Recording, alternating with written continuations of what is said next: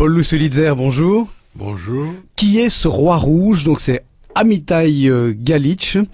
C'est un roman à clé. J'ai changé les noms pour des raisons juridiques. Pas de tout le monde. Pas de tout le monde. Je pose la question, mais j'y réponds parce que si on regarde sa biographie, on voit que c'est lui. C'est Arkady Guédamac.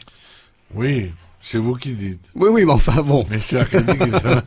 En Mais tout cas, vous. c'est son histoire comme celle d'un frère jumeau. Vous allez voir dans ce livre, je pense que le lecteur, en dehors de vivre une aventure passionnante, découvrira vraiment ce qui s'est passé. L'ensemble du roman, notamment ce qui se passe au niveau des armes, est absolument réel. Paul Tarras, c'est moi, tout le monde le saura.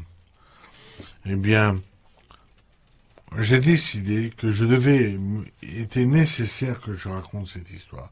Et je vais vous faire un aveu, pas pour des questions financières, j'en ai rien à foutre, mais vraiment pour qu'il y ait un témoignage de cette invraisemblable vérité qui a mené la France, l'après Chirac, le Chirac, et pour en arriver aujourd'hui où nous en sommes.